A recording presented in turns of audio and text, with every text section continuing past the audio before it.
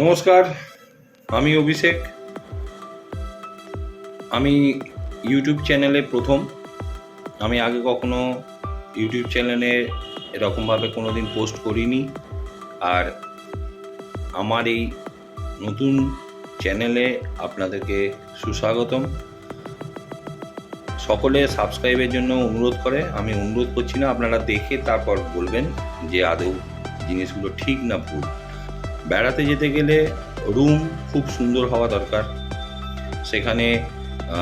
সেখানে যে অ্যাকোমোডেশনগুলো থাকে সেগুলো প্রপারলি ওয়েতে যেন ঠিকঠাক সুবিধেগুলো পাওয়া যায়, এবং পরিষ্কারটা অবশ্যই দরকার। আর ঠিক সময় খাদ্য যেন পরিবেশন হয়।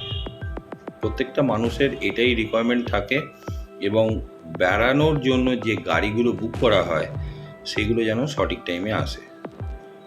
আমরা পাহাড়ে বেড়াতে যাই, সমুদ্রে যাই, আবার একটু কেরালা সাইডেই যাই। তো হিস্টোরিক্যাল প্লেসে যাওয়ার সময়তেও একই ঘটনা ঘটে। সঠিক পরিচালনা অনেক সময় হয় না।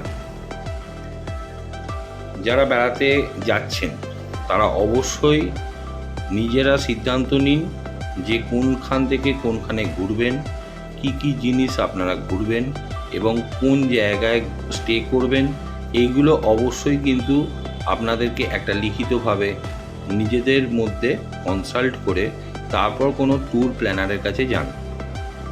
তাহলে কি হবে, ট্যুর প্ল্যানারের কাছে অনেকটা সুবিধে হয়, যে জিনিসগুলো যেন প্রপারলি ওয়েতে তাদেরকে যেন ঘোরানো যায়।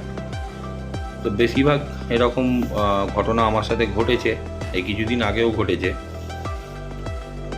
একরকম কথা বলে এবং তাদের সাথে ট্যুরের প্ল্যানের একটা পত্র দেওয়া হয়েছিল। আমি সেখানে তাদের নাম করতে চাই না। তো সেই প্ল্যানটা উনি আমাকে দেন, ঠিক আছে। সেখানে লেখা রয়েছে, একটা এক্সাম্পল আপনাকে বলছি, একটা পুরী নিয়েই বলছি। যে পুরী মানুষে বেড়াতে যায়, পুরী কীভাবে যায়, কেউ কেউ বন্দে ভারতে যায়, কেউ কেউ আবার পুরী এক্সপ্রেস আগের দিনে রাত্রিবেলা ওঠে, জগন্নাথেও যায়, পুরী এক্সপ্রেসে যায়, পুরী সুপারফাস্টে যায়। তো সব রকমভাবে তারা যে কোনোভাবে ওই ট্রেনে যাত্রা করে। তো আমাদের প্ল্যান থাকে কি, যে পুরী থেকে পুরী আপনাদেরকে আমি গাইডলাইন দেব। তো পুরীতে সমুদ্রের ধারে থাকবো না ভেতরে থাকবো, সেইগুলো কিন্তু পয়সা বিশেষে হয়। কারণ সমুদ্রের ধারে থাকতে গেলে একটু পয়সাটা বেশি লাগে। কিন্তু ক্যামেলিয়ার পর থেকে কিছু হোটেল আছে যেগুলো খুব কম পয়সায় প্রোভাইড করে, মানে রুমগুলো, ঠিক আছে। সেগুলো 1200-1400 এসি রুম প্রোভাইড করে। তো 4 দিনের জন্য সেখানে যদি বুক করা হয় তো তারা সেখানে থাকতে পারবে।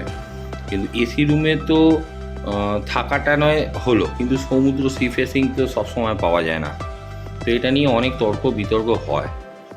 হয়তো দুটো পার্টি পেলো, বাকি জনরা পেলো না সি ফেস নিয়ে অনেক সমস্যা হয়। সি ফেসিং রুমের রেন্ট অনেক বেশি হয়, কেন একটা সি ফেসিং রুম মিনিমাম 2200 থেকে 2400 টাকা মিনিমাম চার্জ নেয়। সেখান থেকে 5000, 5500, 6000, 8000 পর্যন্ত রুম আছে। আমার নিজের চোখে দেখা, আমি বুক করেছিলাম। তো সেখানে গিয়ে আমাদের যেটা অভিজ্ঞতার কথাটা বলি, সেখানে গিয়ে যথারীতি অনেক ব্যক্তি আছে যারা নিরামিষ খান, ঠিক আছে, অনেক ব্যক্তি আছে আমিষ খান। এবার নিরামিষ আর আমিষের মধ্যে এরকম অনেক ঝগড়া হয়।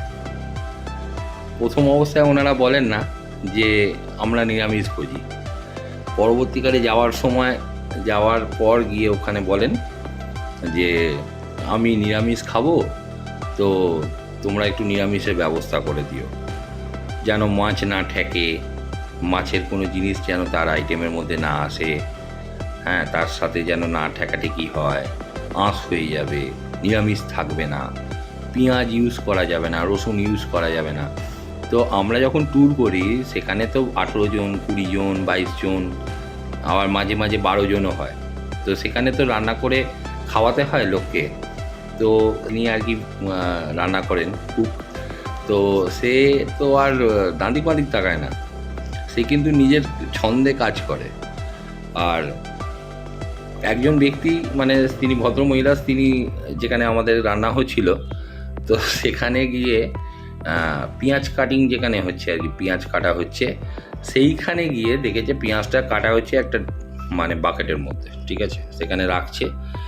এইবার সেখানে রান্নাবান্না হয়ে গেছে, রান্নাবান্না হয়ে গিয়ে পুরো যখন খাবার সার্ভিস দেওয়া হচ্ছে, তখন উনি বলছেন যে আমার নিরামিষের খাবারটা কোথায়। তো ওনাকে ভাত, ডাল, আমাদের বিউলির ডাল করা হয়েছিল, পোস্ত ছিল, আলু ভাজা দেওয়া হয়েছে, তার সাথে যে নিরামিষ খাবে তাকে পনিরের তরকারি করে দেওয়া হয়েছে, আর তার সাথে চাটনি ছিল, পাঁপড় ছিল।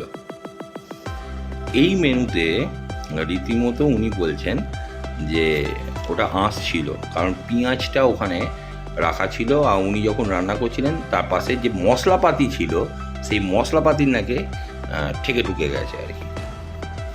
এই ঝগড়ার পরিপ্রেক্ষিতেই আমি কথাটা বলি, বেড়াতে গেলে যে কোনো মানুষ যারা বেড়াতে যান, বেড়াতে ভালোবাসেন, বেড়াতে গেলে খাবারটা যেন ঠিকঠাক হাইজেনিক হয় সেইটা দেখে নেওয়াটা খুব দরকার। এটা একদম সত্যি কথা, যে খাবারটা ঠিকঠাক দিচ্ছে কি না, তো সেইগুলো দেখতে হয়। দেখে নেওয়ার পর তারপর সেটাকে আহার করা দরকার। আচ্ছা, সকলে বলে সাবস্ক্রাইব আর লাইকটা অবশ্যই দেবেন, সকলে বলার সাথে আমিও বলছি, কেননা লাইক আর সাবস্ক্রাইব যদি না বাড়ে, নতুন নতুন ভিডিও যেগুলো আমি করব, কেননা আমি নিজের গ্যাজেট বলতে আমি ড্রোনেতে এখন শ্যুট করছি, ঠিক আছে, রিসেন্টলি। তো যে কোনো জায়গা বেড়াতে যাব, প্রত্যেকটা জায়গার বেড়ানোর যে অভিজ্ঞতা আপনাদের সাথে শেয়ার করব, আর আপনারা অবশ্যই এই ভিডিওটাকে দেখবেন, এবং যত কটা জায়গা আমরা বেড়াতে গেছি সেগুলো আমাদের অভিজ্ঞতাগুলো আপনাদেরকে শেয়ার করব। খুব ছোট ছোট ভিডিও দেব, অতিরিক্ত ভিডিও বড় করব না, কারণ ভিডিও বড় করলে দেখার মানুষের সময় নেই, সত্যি কথা বলতে সময় নেই, সেই কারণে আর ভিডিও বড় করব না। যতটুকু দরকার ঠিক ততটুকুই আপনাদেরকে দেখাবো। সফর রিসরা আমাদের সংস্থার নাম। এই সফর রিসরা প্রথমবার সফর করে না, সফর অনেক দিন ধরে করছে, অনেক জায়গায় ধাক্কা খেয়েছে, সেইখান থেকে আজকে সফর এখানে। খুব মানে সত্যি বলতে আজকের অবস্থা পরিপ্রেক্ষিতে আপনাদেরকে বলছি, এই সফর নিয়ে অনেক বাজে অভিজ্ঞতা আছে, যেগুলো আপনাদেরকে শেয়ার না করে আমি থাকতে পারবো না। আমার কাছে সেই ছবিগুলো আছে। বাজে অভিজ্ঞতা মানে অনেক বাজে, অ্যাক্সিডেন্টাল অভিজ্ঞতাও আপনাদের সাথে শেয়ার করব, যে কী হতে পারে, কী কী জিনিস আরও বেশি নিজেদেরকে সতর্ক হতে হবে। বেড়ানো জিনিসটা খুব সুন্দর, কিন্তু নিজেদেরকে সতর্কতা রেখে কাজ করা, এটা কিন্তু দেখে নেওয়াটা খুব দরকার। ইন্স্যুরেন্স অবশ্যই করবেন, ঠিক আছে। টাটা।